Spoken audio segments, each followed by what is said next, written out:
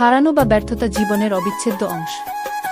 এটি মানসিকভাবে কঠিন হলেও সফলতার পথে এটি একটি গুরুত্বপূর্ণ ধাপ। কিছু মোটিভেশনাল দিকনির্দেশনা।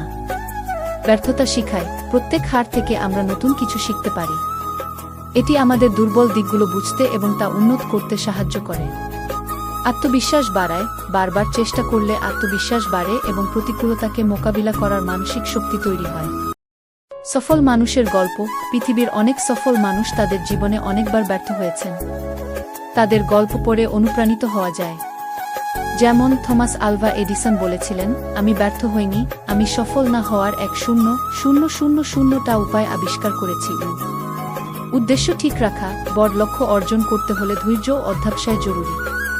হারের পরেও নিজের লক্ষ্য ঠিক রেখে সামনে এগিয়ে যেতে হবে। ইতিবাচক মানসিকতা। হার মানে শেষ নয়, এটি নতুন করে শুরু করার সুযোগ। প্রতিটি দিন নতুন সম্ভাবনার দ্বার উন্মোচন করে। অনুপ্রেরণামূলক উক্তি।